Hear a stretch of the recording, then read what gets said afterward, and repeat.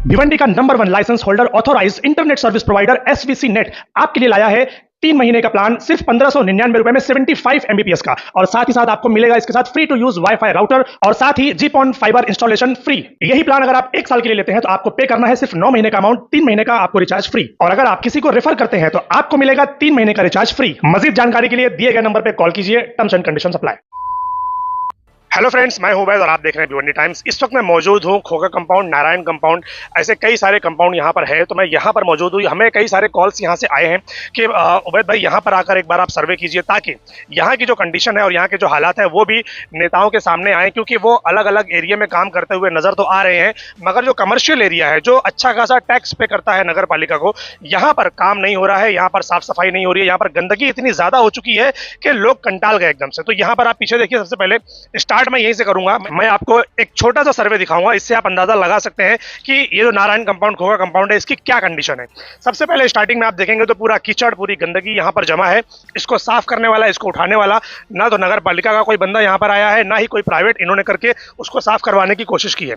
दूसरा, ये जो नाला है ये पूरा का पूरा चौकअप है, यहाँ से लेकर वहां तक जहां से भी ये नाला है। रास्ते में जगह जगह पर चेंबर नहीं है, मैं आपको दिखा सकता हूँ। ये यहाँ पर है, ये यहाँ पर है। अब ये नारायण कंपाउंड में हम ऐसे ही सर्वे करते हुए जाएंगे और लोगों से बात भी करेंगे। हालांकि लोग सामने आकर बोलना नहीं चाहते, बट फिर भी हम ट्राई करेंगे कि कोई अगर बोले, इसके ऊपर कोई अगर बताए तो। ये कंडीशन है, आप देख लीजिए रास्तों की, ये कंडीशन है। थोड़ा सा और आगे आइए, ये पूरा रास्ते पर, रोड पर पूरा कचरा जमा है, पानी जमा है, मगर कोई यहाँ पर ध्यान देने वाला नहीं है। जबकि देखा ये जाए कि यहाँ पर कमर्शियल एरिया है और काफी सारे लोग यहाँ पर मजदूरी करते हैं। अब मजदूरों का क्या, कारीगरों का क्या, वो तो सोचते हैं कि भाई हम तो काम करेंगे और काम करके हमारी महीने की पगार लेकर हम यहाँ चले जाएंगे, हमको उससे क्या।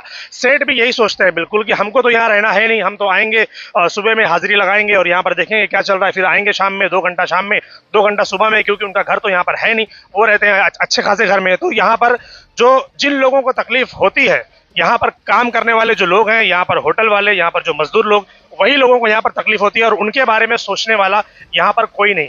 और एक बड़ी बात जो यहाँ पर देखने में आई वो ये कि इस एरिया में कहीं पर भी टॉयलेट, बाथरूम कहीं पर भी नहीं है इनकी फैसिलिटीज के लिए, क्योंकि हमने अक्सर ये सुना है कि कारखानों के अंदर इस तरीके की फैसिलिटी नहीं होती है। जहां पर है बहुत अच्छी बात है, लेकिन जहां पर नहीं है फिर भी सरकार की तरफ से यहाँ पर कुछ तो ऐसी फैसिलिटी होनी चाहिए कि जिन कारखानों में ऐसी कोई सुविधा नहीं है, वहां पर काम करने वाले लोग सरकारी सुविधा का फायदा उठा सके। ये होना चाहिए। कितने साल से काम कर रहे हैं यहाँ पर? 10 साल से काम कर रहा हूँ। तो क्या लगता है यहाँ पर ये जो कंडीशन है, ऐसे चेंबर खुला हुआ है, गंदगी है, ये ऐसा ही रहता है? हाँ, नहीं ऐसा ही रहता है। कभी कभी कोई आता है, साफ वगैरह करवा देता है, नहीं तो ऊपर से पानी बहता रहता है। आने जाने में बहुत तकलीफ होता है। केमिकल का पानी रहता है, पैर में लगता है, पैर में खराब हो जाता है पैर।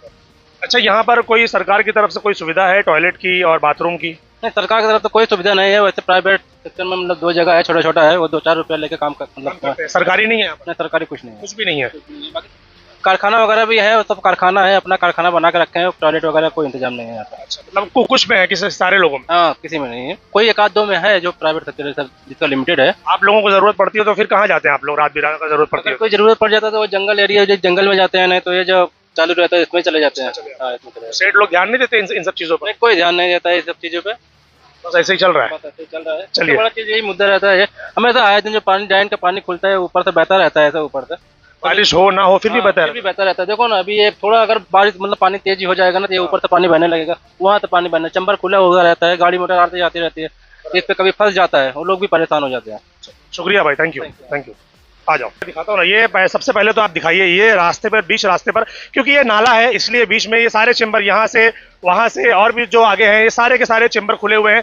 गाड़ी चलाने वालों का, जो ड्राइवर जो यहाँ पर हैं, उनका कमाल है भाई कि इसको कैसे बचाते हुए वो निकलते हैं। फिलहाल अभी तो सूखा है इसलिए नजर आ रहा है, जब बारिश रहती है तो पानी भरा हुआ रहता है, तब कैसे नजर आएगा?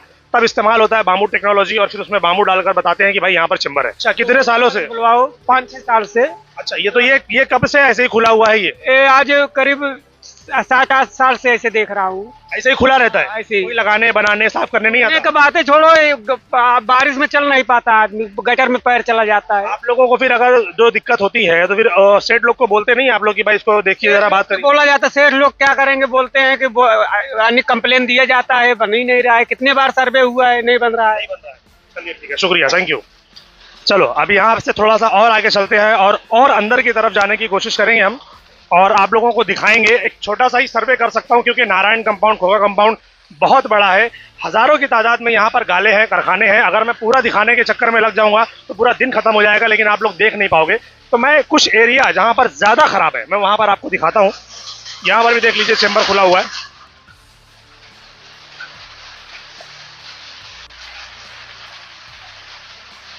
कमाल की बात यह है कि जहां जहां पर भी चेंबर लगे हुए ना, उस एरिया को इतना उठा दिया गया है ऊपर कि गाड़ियों को जो प्रॉब्लम होती है, आप सोच लीजिए। कुछ गाड़ियों का विजुअल्स मैं आपको दिखाता हूं, उन गाड़ियों की कंडीशन पे आप ध्यान दीजिए, और प्लस वो किस तरीके से इस चेंबर को क्रॉस करके गुजर रहे हैं उस पर आप ध्यान दीजिए। अब यहाँ पर थोड़ा सा और आगे आइए तो मैं आपको दिखाता हूँ। यहाँ पर भी चेंबर नहीं है, और इस तरफ का एरिया अगर आप देखेंगे यहाँ पर, तो एटलीस्ट यहाँ पर डामर का रोड होना चाहिए या ब्लॉक बैठे हुए होने चाहिए, मगर इन दोनों में से कुछ नहीं है। कच्चा रास्ता है और पूरा का पूरा गंदगी से भरा हुआ है। सवाल ये नहीं है कि यहाँ पर काम क्यों नहीं हो रहा है, सवाल ये है कि जिनके कारखाने यहाँ पर मौजूद है, जिनके गाले यहाँ पर मौजूद है, जो मालिक है, वो लोग आखिर आवाज क्यों नहीं उठा रहे कि भाई हमको भी तो फैसिलिटी चाहिए ना, हम भी टैक्स पे कर रहे हैं, हमारे लोग यहाँ पर काम कर रहे हैं, कारखाने में इतने सारे लोग काम कर रहे हैं, उनकी सुविधा का क्या। तो जब तक सेठ लोग आवाज नहीं उठाएंगे तब तक ये नहीं बनेगा, क्योंकि ये उन्हीं की जिम्मेदारी है। ध्यान कौन देगा भाई, बोलने वाला कौन है? नगर पालिका है, वो सो रही है। जो पिछले 10-15 साल, 20 साल, 25 साल से नगर सेवक रह रहे हैं, जो एमएलए लोग हैं, वो सारे के सारे सो रहे हैं। अब यहाँ पर फिर से इलेक्शन हो चुका है। अब देखते हैं कि जो भी लोग नए एमएलए बनकर आए हैं, जैसे कि रईस शेख दोबारा चुनकर आए हैं, उनकी भी जिम्मेदारी बनती है।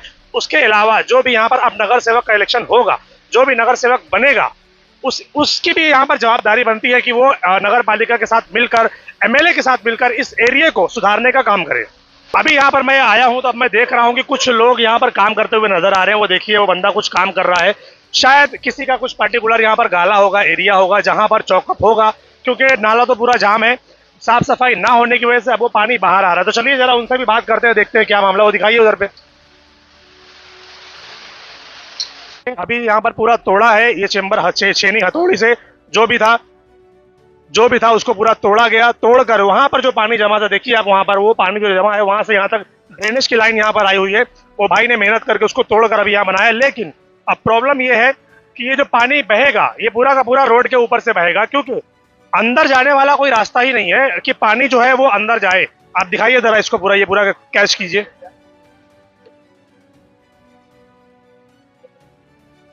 ये पूरा का पूरा पानी जो बहते हुए अभी रोड पर जाएगा, क्योंकि ये पूरा का पूरा पैक है, चौकअप है, जहां पर सालों से साफ सफाई नहीं हुई है। सो हमारे साथ मौजूद है इस एरिया में, जो आप लोगों ने देखा कि इतना सादा प्रॉब्लम है कि जगह जगह पर नाले खुले हुए हैं, चेंबर नहीं है, रास्ते खराब है, बड़ी गाड़ियों को आने जाने में दिक्कत है।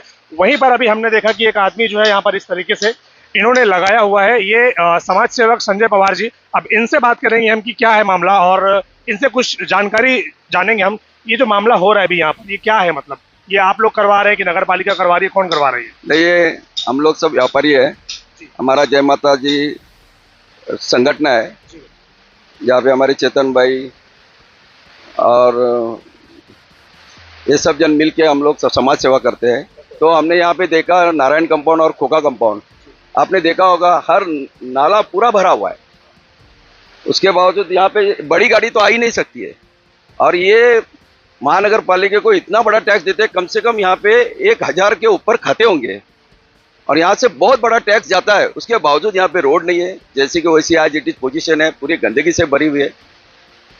मुझे अभिमान है रईस साहब के बारे में, रईस शेख के बारे में, क्योंकि उन्होंने ऐसी मिसाल पेश की है, विकासशील कार्य सम्राट बोल के उनको लोगों ने सर पे लिया है, और बहुत अच्छी तरह से मार्जिन से उनको चुन के दिया है। जबकि लाडली बहन योजना की लहर चालू है, उसी तरह उस तरफ पश्चिम में वो एक हमारे कार्य सम्राट है, जिनको तीसरी बार हैट्रिक करवा दी है। वैसे रईस भाई को भी दूसरी बार। मैं उनसे निवेदन करना चाहता हूँ, मैं महानगर पालिका से निवेदन करना चाहता हूँ, यहाँ के जो हमारे नगर सेवक है, जो फिलहाल अभी नहीं है, लेकिन उनसे निवेदन है, प्रभाग समिति 3 से मेरा निवेदन है कि थोड़ा यहाँ पे ध्यान देवे।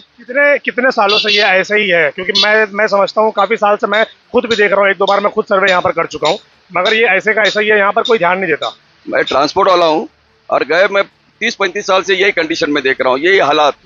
इतनी गंदगी है कि यहाँ पे इतने करोड़पति महाजन वर्ग है, इतने करोड़पति हमारे मारवाड़ी समाज है, हमारे मुसलमान समाज है, जो यहाँ पे कम से कम नहीं तो भी 1 लाख पब्लिक को रोजगार देते हैं। कितना बड़ा काम है, इनका योगदान है इनका। लेकिन इसके बावजूद यहाँ पे रोड की व्यवस्था नहीं है, यहाँ पे एक गाड़ी नहीं आ सकती है। तुमको और एक गणित बताता हूँ, यहाँ पे बड़ी गाड़ी नहीं आती है, पूरा माल हमारा अंजुर फाटे की इस तरफ गिरता है। तो एक ट्रांसपोर्ट, एक कारखाने वाले को अगर 1000 उनको थैले लगते होंगे या बीम लगते होंगे, जो भी लगते होंगे, तो उसका ट्रांसपोर्ट चार्ज उनका ₹1,00,000 महीना ऐसा ही जाता है।